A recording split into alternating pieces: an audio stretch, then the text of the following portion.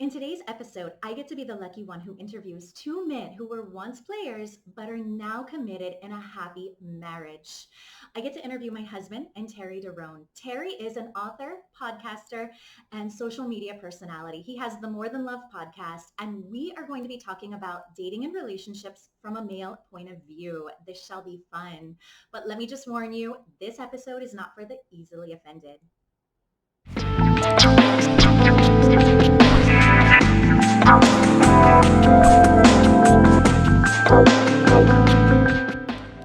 All right, so welcome to the Relationship Biohackers. Today I got my man Terry on the line, and we're going to discuss today men's point of view on relationship and dating. Yes, and I get to be the lucky one to interview these two men. So, Terry, first, tell us a little bit about how you got into this, about how you became a podcaster, an author, a social media personality, somebody who gives dating and relationship advice. What guided you down this pathway to become who you are today? Well, people have always asked me for advice. I've always had a real rational, logical perspective on things. But what really put me on this path is me writing my first book. I wrote a novel called Game Recognized Game. And it involved a lot of sex, a lot of, scandalous behavior, promiscuous behavior. But the book was first person for all the characters. So you got to see what the characters were thinking, why they wanted to sneak off and miss a meeting to give head or do something, that's inappropriate or whatnot. And so after I wrote the book, when I went on doing my tour and, speaking with book clubs and groups, it started off talking about the book, but then it was, so why do men cheat? So why do men this? You know what I'm saying? So a lot of guys aren't able to articulate it, or they aren't as candid as I am on a lot of topics. So when you're in a relationship and you're not actually pursuing the women, asking the questions, it puts you in a position to be able to tell them how it really is, without kind of the fear of the negative backlash or whatnot. And so on social media, it evolved because I was a meme maker on social media. And so I kind of revolutionized memes, and I made really popular memes, but they were all centered around sex and side chicks and cheating and, just real life stuff. That's right. And so, people liked the memes, but the reflections that it sparked in the comments would be kind of brutal sometimes. And I would be seeing the comments and I'd be like, do women really think that? Like, that don't make no sense. Like, so after just every day of seeing random people's thoughts and seeing how it drastically different it is than real life, I just thought, well, man, if somebody just gave a brutally honest perspective on what men actually experience, the things that make them fall out of love, the things that make them not want to be with a woman, or what all the things that women really ask about, I figured it would be very beneficial to the women that I felt were clueless about it. So that's how I got on that path. And the things that kind of just gave me the credentials. I was a slut for a very long time. Guilty as charged. And from a male perspective, it takes skill to be a slut or be permissive. You know what I mean? Like, and I didn't realize it at the time, but now that I'm older, like, man, you get a plethora of knowledge from, juggling women and living that kind of bachelor playboy type of lifestyle, if you're able to do it without lying and deceiving women. Right. And so that, combined with being a husband for a long time, I'm able to explain how to make a marriage work and how to repair a marriage from a point where the man I cheated early on. I can explain why I cheated, and how I got to a point where I no longer desire to cheat. So I figured I had the credentials. I was a former teacher, so being able to speak to groups and explain things kind of comes natural to me. So it's just felt like kind of perfect for me to kind of use this medium to be able to give the perspective that I give. Cool. So Before we get into some of the deeper questions, you've been married for 15 years. So what made you go from being that whole player slut to actually choosing to commit and to get married? Despite the cheating in the beginning of the relationship, but what made you commit and now decide, no, I'm not going to do that anymore? I felt that my wife met all my needs. I felt like she was on my level financially, ambitious wise. We had the same kind of values and thoughts on raising a family, marriage, etc. Her family and mine kind of were what and what, and so I was actually happy being around her. You know, our sex life was my sex life with her was more fulfilling than it had been with any other one person, and so I'm like, well, damn, I can sign up for this. You know what I'm saying? Like, I'll sign up for that. Now, I knew it was going to be a drop off from having orgies with your homies and doing all this type of stuff.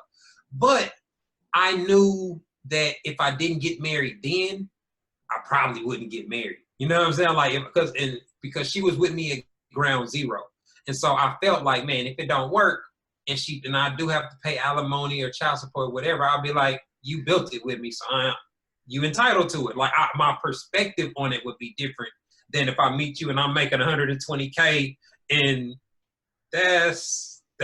I'm good with just casual dating at that point. So the foresight to know myself and know how I would pursue things once I became successful, those were the motivating factors that made me decide to get married at 25. Now, just so that you know, she asked me the same question. So, because and you guys have a very similar past. Like, bro, I'm telling you, we're there, right? Because I was, and like you said, it was a skill set. It was a skill set sleeping with 3 women a day, like 3 different women a day. I had gotten down to that scale where I was juggling 3 different women a day, and you know, I started looking at it, and like you said, it is a very difficult thing to do without lying to women. And you never lied. I was outright. My sister made. I remember one Christmas, like this was back in '09, right? My sister made a comment to me. She was visiting me for Christmas, and we've always had a very, very good relationship. And she goes, "You need another tattoo." And I'm looking at her, go, "Wait, what?" She goes, "You need a tattoo on your forehead that says for entertainment purposes only." Because, bro, I never lied to these. I was good time Charlie. I told him, you want to go out, you want to have a good time, you want to go dancing, you want to go catch a movie, you want to go on a vacation, you want to have great sex, I'm your guy. You want a relationship? We ain't going to have it. But you did tell me that. And I told her that. If you want to get married, I'm not your guy. That was our second date conversation. I told her point blank, I'm not your guy. You want kids? Not your guy. You want to get married? I know 2 divorce lawyers, don't need to know a third. And when she asked me that question, like, okay, so how do you go from a dude who has slept with over, and I broke no bones, first or second date. Second date, we discussed our numbers. Okay, how many guys have you slept with? Yeah. And I'm like, oh shit, for real? He wants to know. And I was like, hey, be honest, I'm not going to judge you. I promise you, I'm not going to judge you. And when she told me, I just laughed at her, right? I'm like, you got some catching up to do, girl. But I told her, I says, I'm going to give you an answer. I'm going to be really honest with you. And I've given women this answer before when I asked the question. Because like I said, I've always been deadly honest. And women have run. For whatever reason, they ran. Because in their mind, they didn't ever ask me whether or not I practice safe sex. I used to joke with my boys and said to them, I have said no to more pussy than you will ever see in a lifetime. Because like I said, man, I was there when the internet was blowing up and I was on AFF. I was just online, just working it. Like it was a full-time job. Yeah, it's so easy. Like you said, it's a skill set. Once you figure out what it takes to go from stranger to sex, and you start working out the kinks and making it flow, you know, streamlining it, man, it's a beautiful thing, especially if you hang around other guys that operate in that type of absolutely lifestyle. Yeah, I got a buddy of mine, he online friend, we've never met, just like you, Player Proof. If anybody wants to find him on Instagram, he actually wrote a couple of books about it. and it's been selling like crazy because women want to know, right? Like what it takes to be a player. Don't know why they want to know, but hey, they want to know. But I remember having that discussion with her, and I told her, I says, you know, it was a full-time job, and I know there was a lot of women when I put it out there, and I told them that I did not want a relationship. She still laughs about it today, that I told her, I said I had a 24-hour rule, and I was brutal, bro. I'm telling you now, I was brutal. I tell these women, if you come to my house, if you're lucky enough, and I don't mean to be egotistical, but I'd say to them, if you're lucky enough to get invited to my home, 24 hours, that's all you can spend. Don't you forget anything in my house. If you forget anything in my house, don't come back looking for it, because I'll take it up to Goodwill and donate it. Oh yeah, bro, I was brutal. But I didn't lie to them. And the more I didn't lie to them, is the more I got laid. Yeah, they respect it. Absolutely. And well, they're either going to immediately run, start off and run, but from a male perspective, that's what you want. You want the decision to be made early. Like, let me know, am I qualified to get it or not? Like, and it's cool. You know, you accept that all women are not going to be interested in you. So that approach where you figure out early on whether she's down to really date you or not, and you know how to seal the deal, that's you know what you're talking about. So I'm from the Caribbean originally, right? I'm from an island called Trinidad, 7 miles off the coast of Venezuela. In Trinidad, we have a slang for asking a girl if she wants to fuck. It's called bullet, right? Like 2 bulls, you're bulling. So in Trinidad, and this is how I grew up, we were brutal about it. We'd be out in the club dancing, and you meet a girl, and before you even bought her a drink, you ask her, so you bulling or you're not bulling? And if the girl went, I might be interested. All right, let me buy you a drink. What's your name? And if she said, right? Oh yeah. If she said, oh, get the fuck away from me, you're like, all right, move on to the next one, right? That's how you go. Damn, that's crazy. So that's how I grew up, with just being that brutally honest. Do I need to invest time, or am I going to waste my time? Which, like, you. Yeah, man, you got me wanting to take a trip to. So, like I told her on our second date, after she gave me her number, I said, I'm going to tell you something, and it's not a made-up number, because I like you, and if I'm going to say something to you to scare you, then you know it's not made up, because there's a chance, because I've seen it too many times when I told women that number, they ran. Because again, women accuse me of having diseases and you're dirty. Oh yeah. I mean, even girlfriends, when I teach sex classes and I'm like, hey, listen, this is my husband's number and this was my number. They're like, oh my God, why would you want to be with a man who's had that many women? And I'm like, why would I? Yeah. Like, if you test and you clean, what difference do it make? 6 months, what bro. does it matter? Every 6 months. That was my rule. Every 6 months I went and did an STD test. Scary. It's scary. Yeah, but like I said, no glove, no love. That was always my attitude. Unless I was in a relationship with you, we ain't having unprotected sex, and that's how I rolled. So yeah, you gotta have a code that you live by, and if you can have the discipline to pass up pussy when in certain situations when it's too risky or is not aligning, like those are the kind of myths that I wanted to dispel. Like they're the myths that they don't just fuck anything that walks, and I'm like, nah, there are plenty of women wouldn't qualify to get dick from me. You know what I mean? Like, but it sounds arrogant when you say it. It comes off, really negative to a lot of women. But that's the reality of it. If you're a guy that has options or gets chosen on a consistent basis, why would you pick the options you don't like? You know what I'm saying? Like, if you're not going shopping for a sports car and they pull out a hatchback, you're not going to buy that if you can afford a sports car. So. Exactly. Which brings me to a question that I'm sure women are thinking right now if they're listening. So if they're dating, what kind of woman, what qualities, what characteristics would attract you to not want to miss out on her pussy? Well, I don't think the problem is when you're dealing with men that get a lot of pussy, that's not their primary thing when they're dating a new chick. Like, so if I'm a man and I operate where I can get pussy in head whenever I want. So I have my mental schedule set up. I'm fucking such and such Friday. I'm gonna link up with her on Saturday.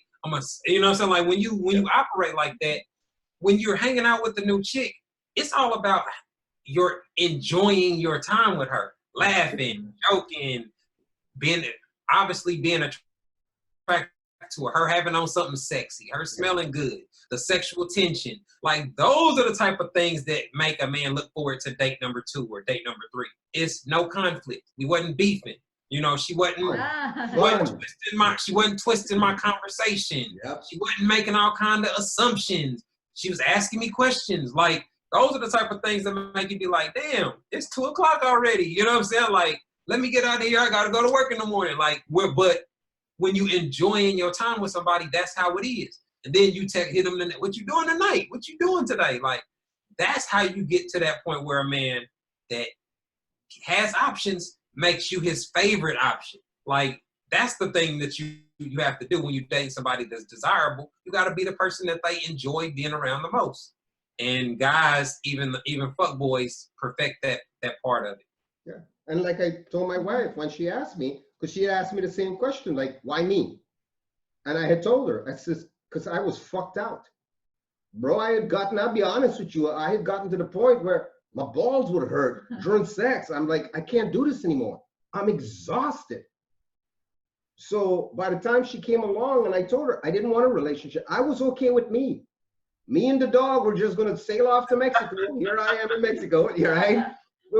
And I told her that. I says, I don't want to be in a relationship. I don't want to be married. I like you. I dig you. You're a cool chick. You're fun. You're good to be around. I can communicate with you. 4 dates without sex. Yeah. Because you literally were like, yeah, we're not starting off sexual. Every other whatever girl, it always started off sexual. So this one, no, I'm not starting it off sexual. So there was something there that I think you knew. And share with us, how did you meet your wife? How many dates? How long before you recognized that she's different? This woman, I'm ready to commit. Well, see, our situation is so unorthodox. We met at college. We both went to college at the same time, Southern University in Baton Rouge, Louisiana. So as I'm walking to my first day of class, she's walking to class, I shoot my shot right then. She had a boyfriend at the time, but she had caught him cheating, so they were like breaking up or in that phase of breaking up. Right. So she gave me her number and we would talk on the phone. So we talked, we interacted, and I knew just early on that we were compatible enough that I would enjoy hanging out with her.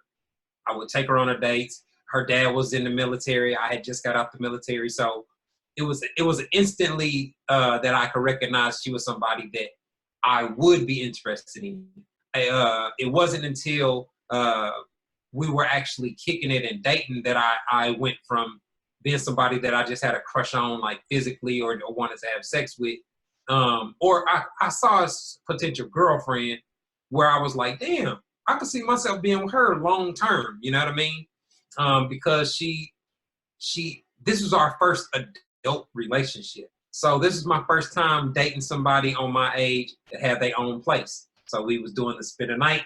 I was spending the night at your house. We was meeting for dinners and she was paying for some of them. So I'm like, damn, she got her own money. She can make her own choices, and so those are the type of things that made me be like, well, damn, if I hit her up to go out of town, I know she's going to have some money. You know what I'm saying? If I be like, I got a room, she's not going to come just empty handed and expect me to pay for everything. She didn't have a sense of entitlement. She wasn't materialistic.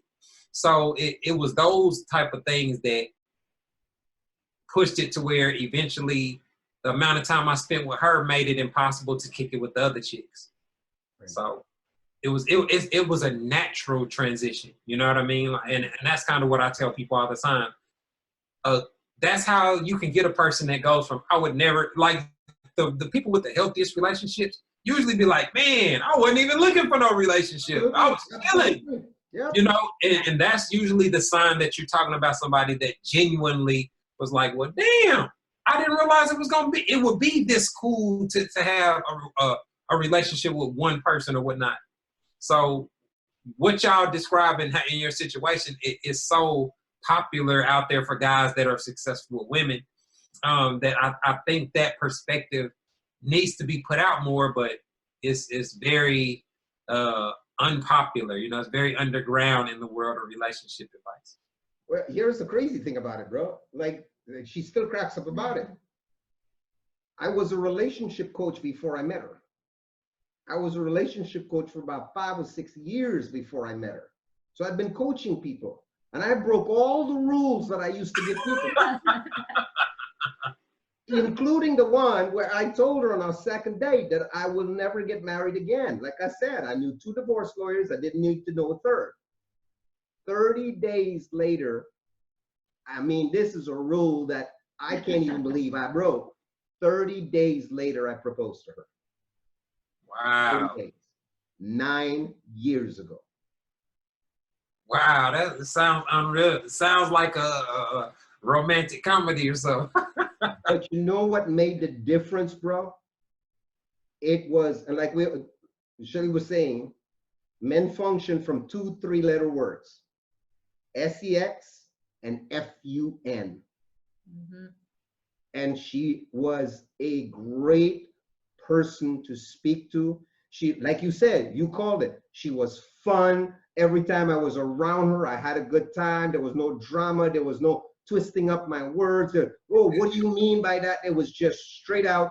It was, to be honest, and even 9 years later, it's like when I'm with her, it's like hanging out with one of my boys. It was like straight. And your boys have said that. Yeah, I get invited to the guys' nights out. Oh shit. I used to, when I was in corporate, my boss he was a big, hey, we work hard, we play hard, right? So he'd make sure that he had at least once a month boys' night. No women were allowed, ever. And this dude used to make the exception. He goes, one woman that we will allow, and that's her. He says, because she acts like a man, she talks, she holds her own, there's no drama. If she wants to come, she can come. Sounds very similar to my wife. Yeah. We were just talking, we was talking the other day, and I was talking to my best friend, and I was telling him how pissed off it made me that she became like best friends with all my frat brothers and my buddies. Right. You know what I'm saying? So I'm like, man, even when we were single, y'all made it impossible for me to mess with my other chicks because y'all would invite Todd to everything. And she's out at all the parties and she's at all the get-togethers. So it was like that type of personality is real, you know. Yeah, she had cute friends that she could hook them up with and bring around. And so, yeah, it works out to have having a cool wife is very beneficial. I'd go one step further than that. My older brother, who's 10 years and 1 month older than me, said to her right in front of me a couple of years ago, you're never allowed to divorce this family. And he told her, if your husband asks for a divorce, he can leave the fucking family. You're not leaving the family. Sealed in for life. What can I say? And Terry, think about that. When your older brother says that to your spouse, you know that you've made the right decision. Yeah, you can tell, man, when you're in a healthy relationship where your relationship with your in-laws is fluid and, you know, respectful, and you have the things that you're absent of the things that I call relationship killing behaviors. Yeah. Or being able to identify them and point out the problems. That's the only way you can really get to the level where you experience years and years without it being fake. You know what I mean? Like a lot of people you see. So my whole philosophy or my approach is I just tell people about the things that I know create problems. Mm-hmm. Yeah. Look, this is what make a man cut you off. This is what make a man view you as somebody he wouldn't fuck with seriously. Like I'm able to articulate it better than the average guy. But really, that's a very simple philosophy, because I feel like in any situation, if you eliminate the negatives or the problems, overall it's gonna be better. You know what I'm saying? It's gonna be a better experience. Exactly. So, And I know we've talked about this before and it comes up a lot. And just in following what you post on Instagram and seeing all the pushback, all of the resistance and the defensiveness come up from women when you talk about the real shit that causes problems in relationships and pushes a man away.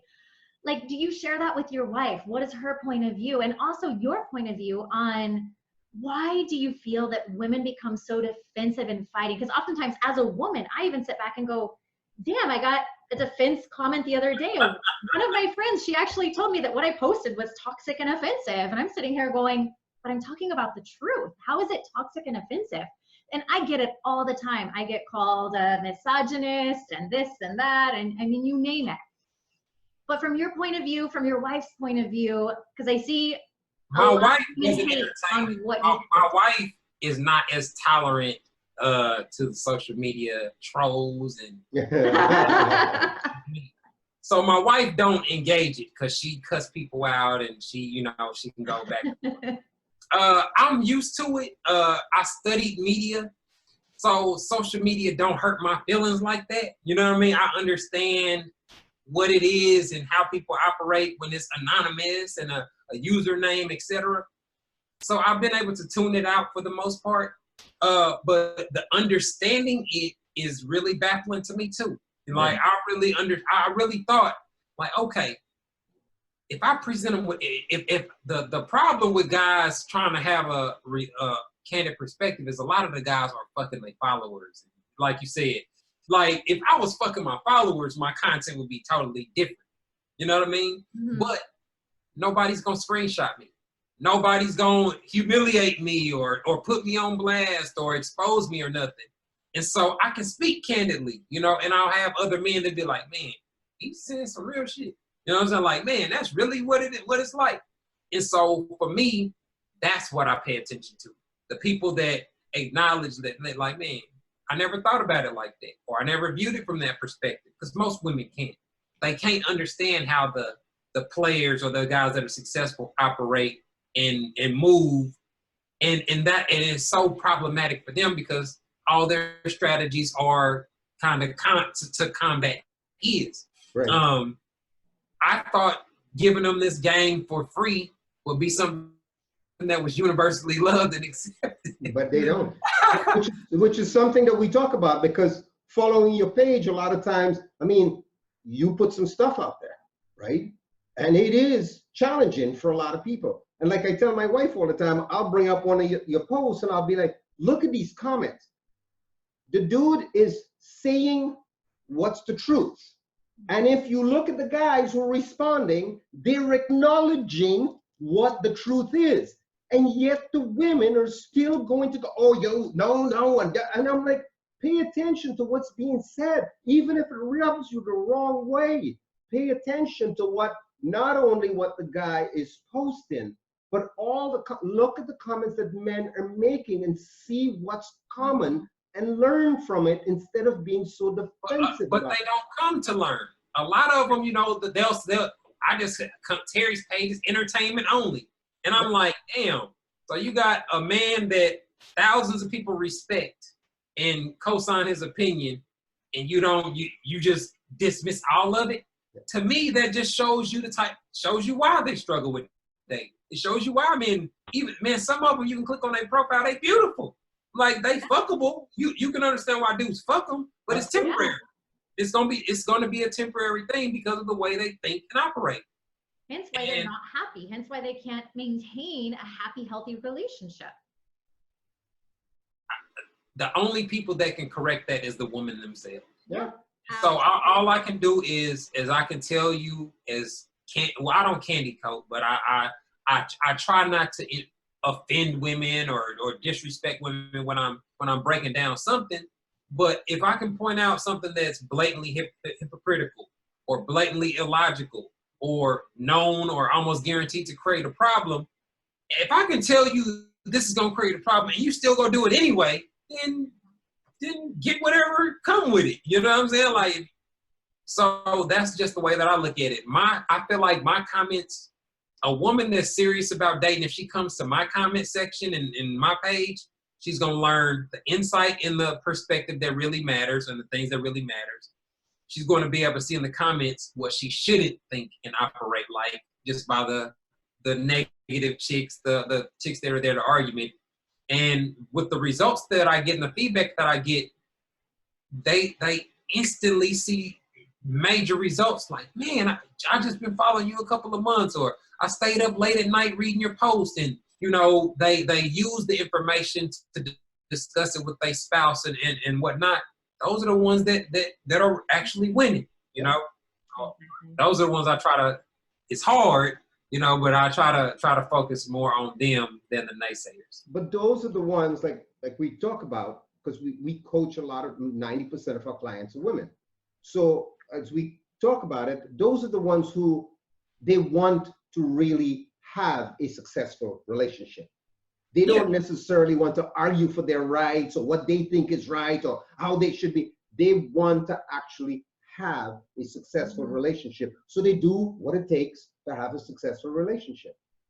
Which brings me up to another question that I want to address you both with, because it's a fairly hot topic among women. I get a lot of women who agree with me, and then I also get a lot of women who push back against me about this concept, the difference between love and sex. A lot of women believe that love alone is going to keep a relationship, even if there is no sex life. And no. Exactly. We didn't Both our heads are going like, hell no. Like, that's so crazy, right?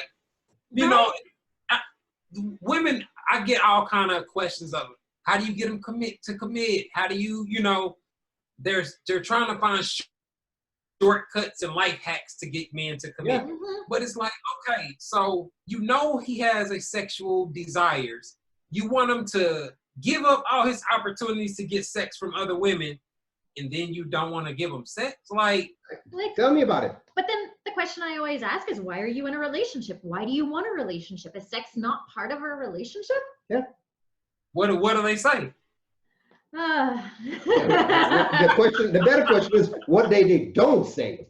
Because, bro, seriously, it's insane. Because one of the things we talk about, look, sex is the glue that holds the relationship together. And then let me add to that, sex actually creates a deeper, stronger bond of love. Through sex, you're actually going to fall more in love with your partner, to the point that that really is the glue. It's not love alone. It literally is sex building the love that creates the glue. Well, explain to Terry, you always, when you talk to women, you talk about the positive and the negative positions in the body, and how it works for men versus women. So in quantum physics and energy medicine, there is this electromagnetic rod that runs between the genitals and the heart. So in women, at the heart, it's positive, and at their vagina, it's negative. Energy flows positive to negative. That's why they need a heart connection. They need to know your name. They need emotions before they're going to have sex with you, because their heart has to open, energy flows down, their legs and their vagina opens. Whereas for men, it's positive at their penis, negative at their heart. So they're willing to go out and just have sex without the heart connection and the emotions. But in having sex with you, guess what? That energy flows up, boom, heart opens. Now the woman gets the emotional connection, the love that she's looking for, or the commitment. So when I get a lot of women who are, oh, my husband just wants sex, sex, sex, and I just want the emotional connection, or I want the dishes done, or I want this, or I want that. Usually my response is, well, you know, if you would just give in to him and have sex, not necessarily because they get upset when I say they have to give in to him, but it's like in sex, if you make sex a priority, you're going to get whatever you want. You're going to get the dishes done. You're going to get the emotional connection. You're going to get a deeper bond of love. You're going to get everything you really want. But if you withhold sex, guess what? Now you've got a husband that's got resentment. And if you're not going to allow him to go elsewhere, but there's what do you expect him to do? There's also the rejection portion. Because, bro, you're a guy. You get rejected, and women don't understand this. You get rejected enough times, and that heart closes down. And there is no opening that back up. Not only your heart that shuts attention down, your turn on shuts off. I can't tell you how many women are like, oh, I'm doing everything you're telling me, Shelly, and nothing's working. I can't get him to have a heart on for me anymore. And when I keep digging and questioning, it's like, oh, you used to reject him. And then when they actually open up and go, well, yeah, I did. I rejected him when I was pregnant, after I had the baby, hormones, depression, all of that. And then when I flip the switch and go, okay, well, put yourself in his shoes. Do you have an on-off button? If he were to reject you for half of your time together, and now he just expects you to be turned on to him, do you have a magic button to just get turned on? that's when it usually clicks and they go, oh, you know what? Fuck, you're right. You have a point. Yeah, just based off the feedback and the comments on my page, it becomes very apparent there are a lot of women that don't really care what men experience dating them, or don't really care about men's perspective. Because even though I don't know of very many pages that give a brutally honest male perspective like mine, every single day I have women that are trying to get me to stop telling the male perspective and tell the female perspective. Right. It's like, well, damn, that's what everybody else is doing. So basically, y'all telling me that y'all don't want nobody explaining what men deal with women. Y'all just only want to focus on telling men what they should do different, what they should change, what they should fix. And to me, it's like, okay, if that was the trick to relationship problems, telling me relationships going on, why ain't it working then? Yeah. You know what I'm saying? Like the people that I see with millions of followers pander to women and tell, absolutely, you're so great, and he just didn't know your word. Like, that stuff sounds good. It sell out your tour, but it don't really help women improve nothing. No. Because even if a man does fall in love with you, if you are exhibiting relationship killing behavior, eventually that love is gonna go away. You know, that dick's gonna get turned on by somebody else, and all the risks and balancing act that comes with making that choice is he's going to go through that thought process that men make when they're in a position where their needs are not being met, and they have the option to fix it themselves. Yeah. So I try to get them to understand it before it reaches that point. Yeah. And, I post the same things. I will not only post about, because I see it all the time. Women always want to know what they can get from a man and da-da-da-da-da. And it's all about them receiving. And when I flip the role and I post something about, make him feel like a king. You need to give back. He's got emotions too. Turn him on. I always get at least one, if not more, comments from women who are like, well, what about us? What about our needs, wants, and desires? And it's like, okay, for once, can you allow a woman to post what a man needs and wants? Because there's not a whole lot of men out there posting what they need and want. Yeah, because we don't say it. A lot of women that I see, like, just, with the crowd thought, or, just having so many hundreds of comments on all the posts, it's like the women seem to have no problem identifying how a man benefits from them, what they give into a man, and how a man is, but they struggle to identify how they benefit from dating a man. Mm-hmm. And it's like, how are y'all so blind to this scenarios? You know what I'm saying? Like, but those are the things that make a man not feel appreciated. Like, that a dude, you on a path to becoming his girlfriend, but your attitude, the way that you perceive situations, the way that you handle situations when you have a choice, when you have an option, you always take the selfish one. You always, you always view things from the negative. I don't see very many men that want to sign up for that long term. No, not at all. They don't want. I had somebody post on our last episode on YouTube. He's like, I want nothing to do with marriage. I want everything to do with freedom. And you don't see a lot of women posting stuff like that, but I see more and more men talking about stuff like that. They're like, no to marriage. Hello, I want freedom. And it's interesting because we communicate all the time about this stuff. Like, we will talk 10 o'clock at night. We'll get up at 5 o'clock in the morning and continue on with a different conversation. And one of the things that we've been noticing, and I don't think women are paying attention to it, is that more and more men are turning away from marriage. More and more they notice it. They notice. They definitely notice. But they're making assumptions about the why. They spin it into they just childish, or they just little boys. Like, they spin it into something negative instead of saying, damn, their dating experiences with us are so negative that they're just restricting it to casual dating only. You know what I mean? But they don't take that self-reflective step past just looking at the ultimate decision. But I when I get asked about, like, the MGTOW movement and all that, I'm like, man, I'm not one of those guys. Like, my views ain't nearly that extreme. but I understand it. You know what I'm saying? Like, they start spitting their facts and their statistics, and I'm sitting there like, yeah, I get it. You know, because like I said earlier, if I'm 40 years old, if I'm single making what I make now, I'm not getting married. You know what I'm saying? I'm super single dude and pull up with the spaceship, and you impressed with just dating me.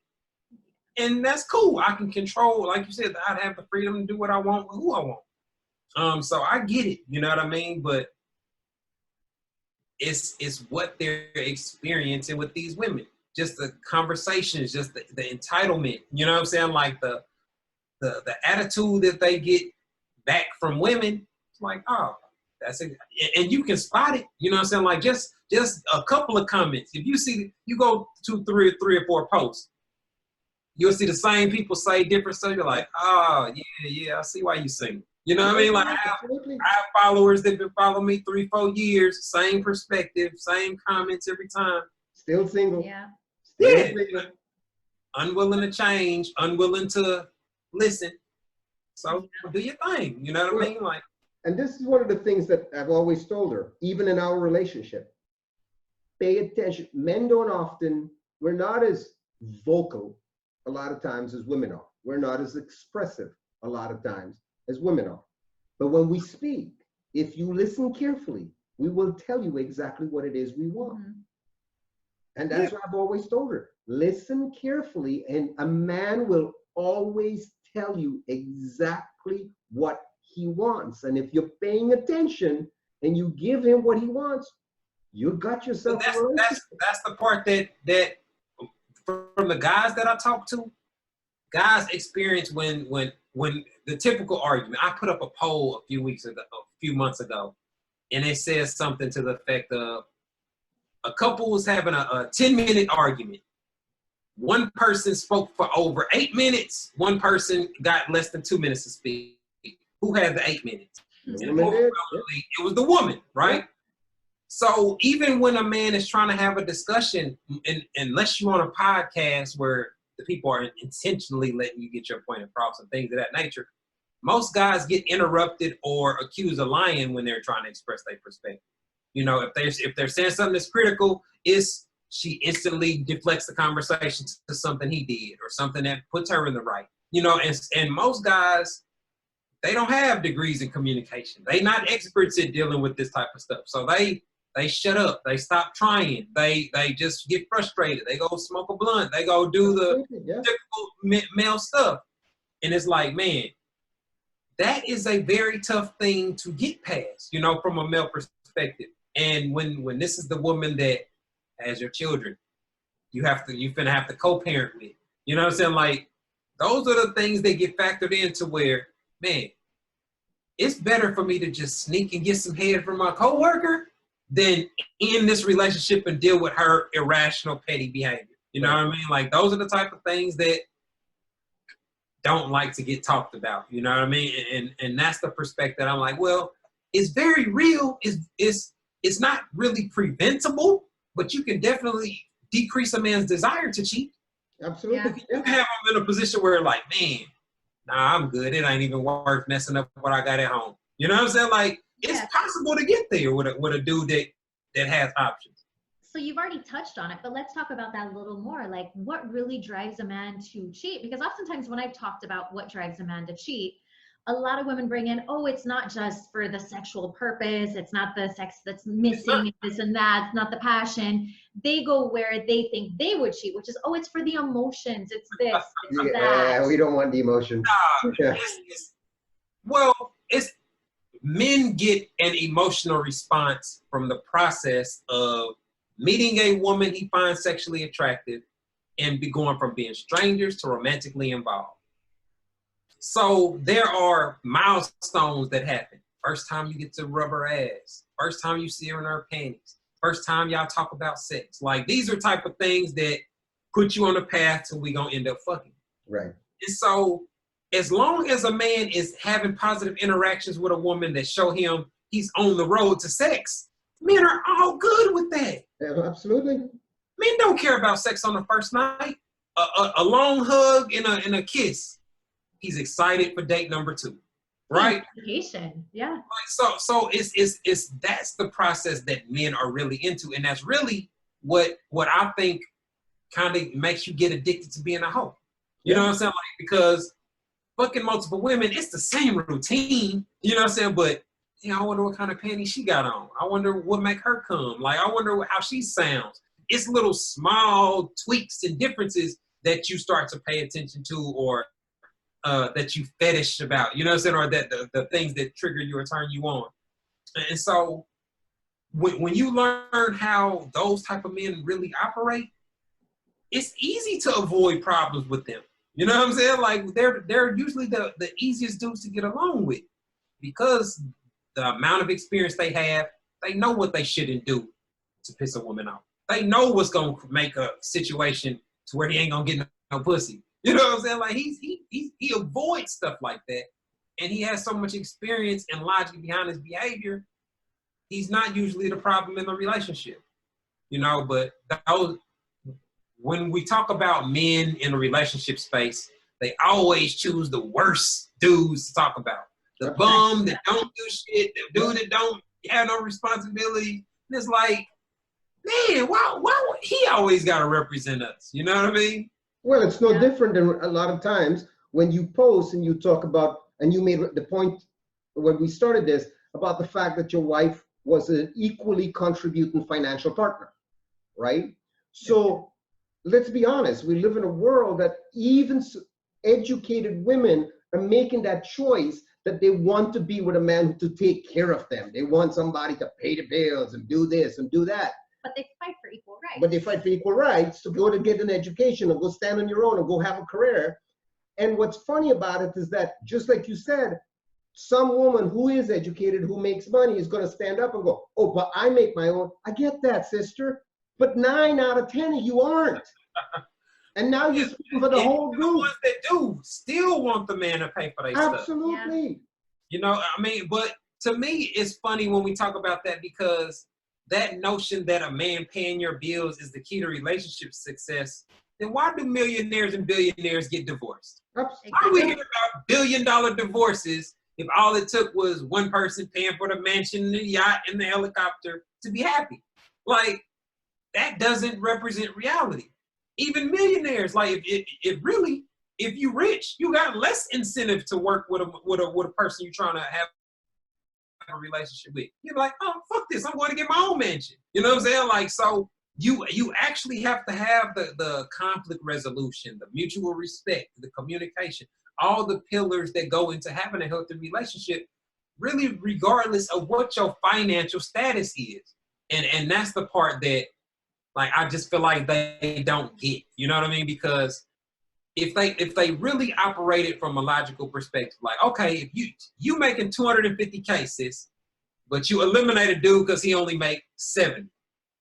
When really, if you got with that dude that's 70, they got some ambition, they got some drive, and y'all put something together where y'all work together, you can't put him in a position to be 6 figures too. A smart man would be able to put his woman in that position to partner up and team up, and I'm gonna use my strengths. So you do the flyers, and you better at the color. Like you that's what working together is, right? But they don't view it like that. They view it as a come up. They view it as how can I get as much as possible without having sex, without giving them some pussy, without. It's like, man, if you think that's gonna work on a man that's been successful with women, you fooling yourself. We recommend this book to quite a few men. What's the name of it again? Way Up the Superior Warrior. No, not that book. The book about where they talk about this study. So I'll talk about the study. They literally take a group of women and they take a group of men and they do a study, and they have these women look at the men wearing a uniform, like a McDonald's uniform or a garbage pickup uniform. And they have the woman basically rate the man on a scale of 1 to 10, how dateable, how, what's the marriage material number, 10 being marriage material, 0 being nothing. And then they take these same men and they have them dress like CEOs in a nice suit and tie, same men. And what's interesting, when you look at the two groups, the same group of women, they literally judge the men and the McDonald's uniform or the, garbage pickup uniform as being like 0 to 2 to 3. the suit and tie, the CEO look, they all got between 8 to 10s. So that shows you right there when women say, oh, money doesn't matter, then why does this be? And it was a lot of women they did this study on. Over 1,000. But that's the fundamental reason fuckboys win. Yeah. So just what you explained. Okay, let me go pretend to be a CEO. Absolutely. Let me go pretend to have money. let me present you with. And so women set themselves up to get fucked over by those guys by the way that they approach dating with the come up mentality. It's like, yeah, so let me ask you guys this question. If Christian Grey was not a billionaire and didn't have a private helicopter and this and that, would all these women be into 50 Shades of Grey if it was about some guy who made $70,000 a year? Hell, what? $30,000? Hell no.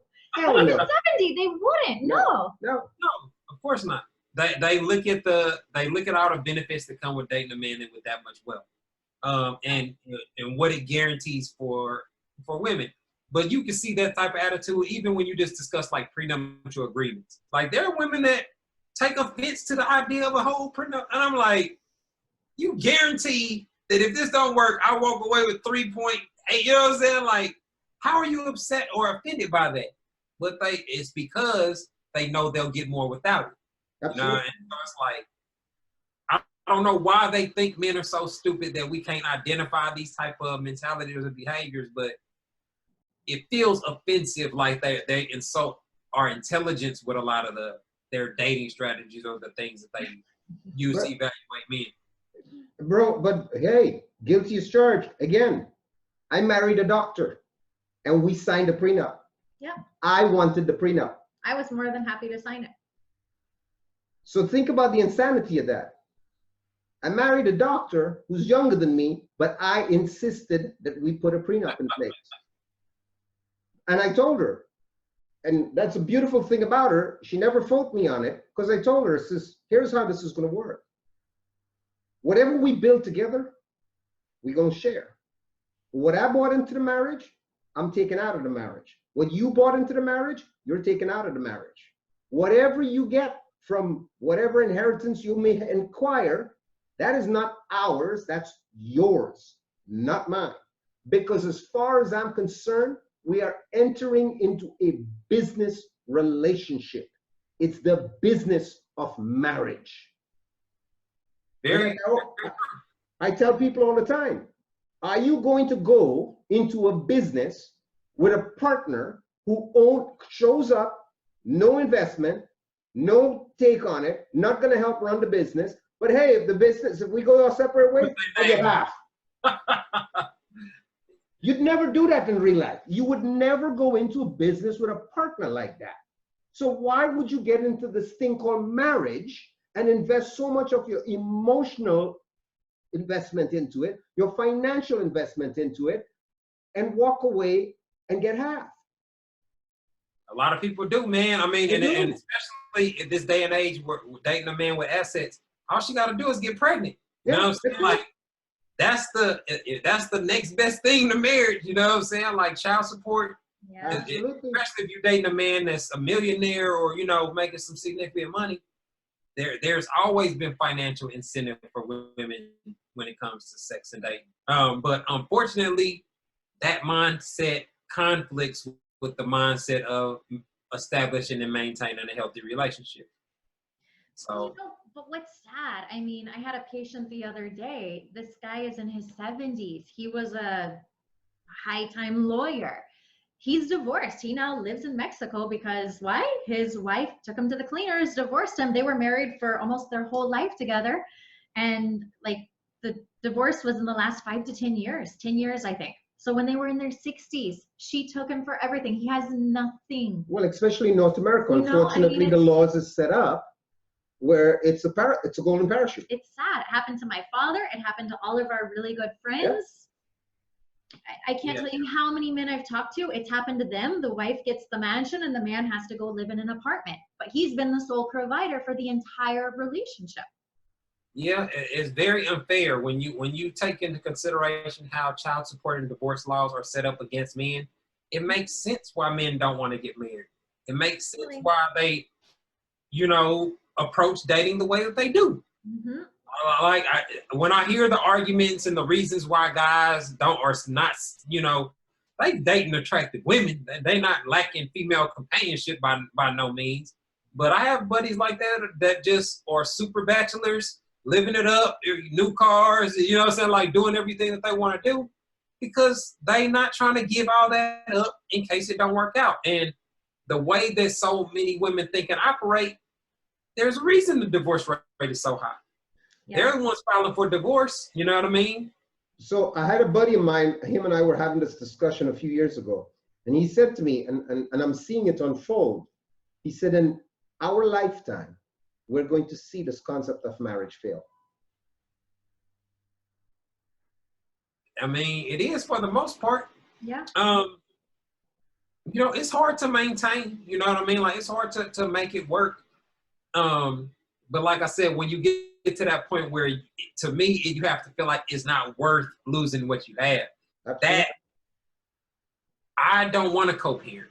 I don't want to have my own house and then share, you know what I'm saying? I don't want that if I can prevent it. And so that motive outweighs the desire for new pussy or new women, etc.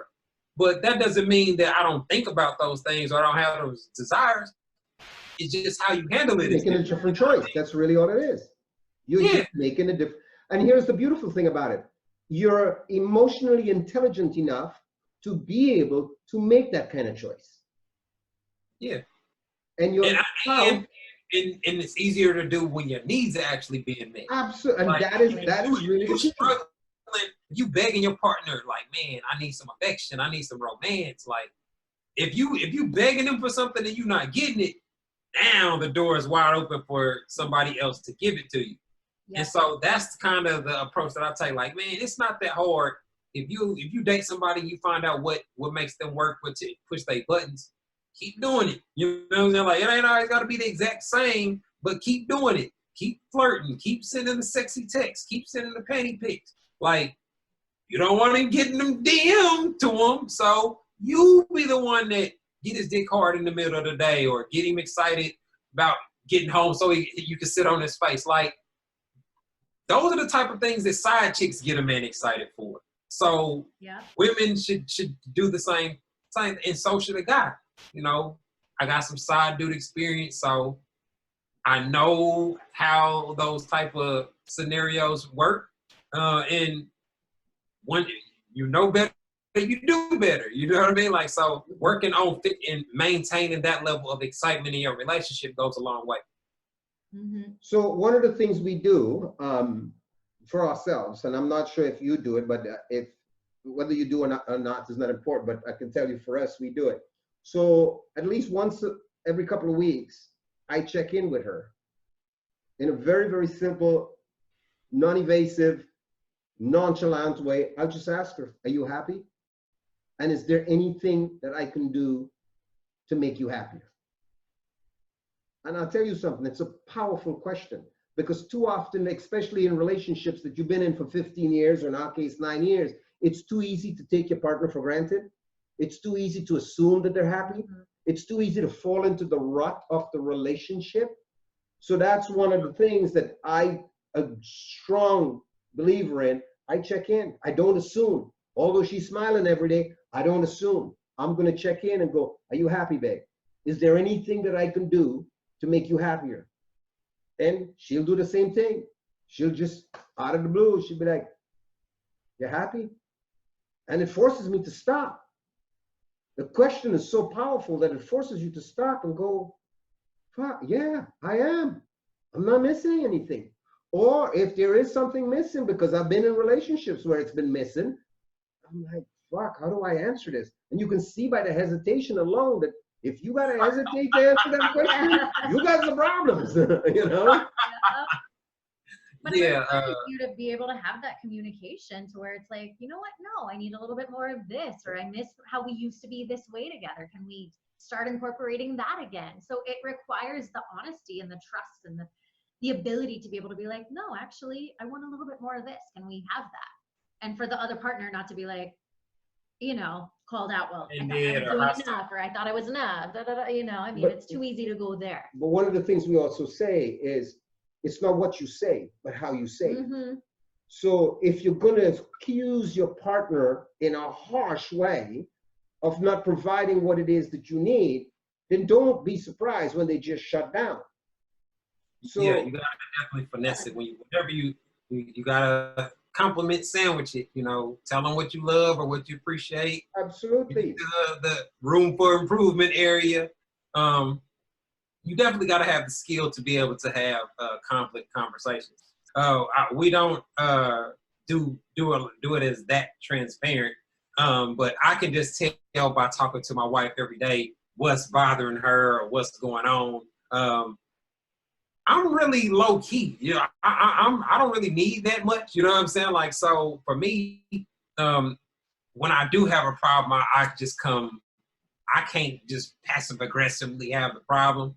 So to a fault, I have to just be like, look, this pissed me off, or this did, you know. So I just initiate the conversation to let you know that there was a conflict and how I felt about it. But I've taken the time that I calm down and I settle down prior to doing it. I don't just snap at the moment of the conflict. So that gives us the like you said, that arena where you can discuss the problem, give me your perspective without eruption as much as possible, you know, and actually get to the core of the issue.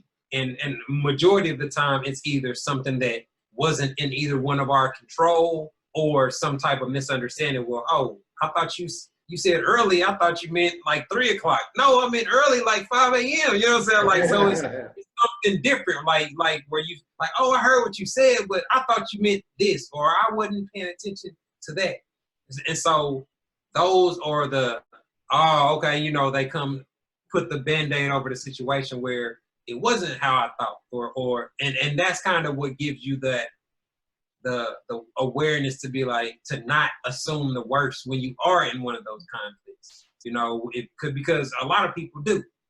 When you have that fork in the road where your partner could have just really just forgot or really slipped their mind, or you assume that they just intentionally disrespected you. You know what I'm saying? Like, Absolutely. damn, I gotta just hit the intentional disrespect every time? Like, that's not realistic. Like, but there are people that treat their partners that way.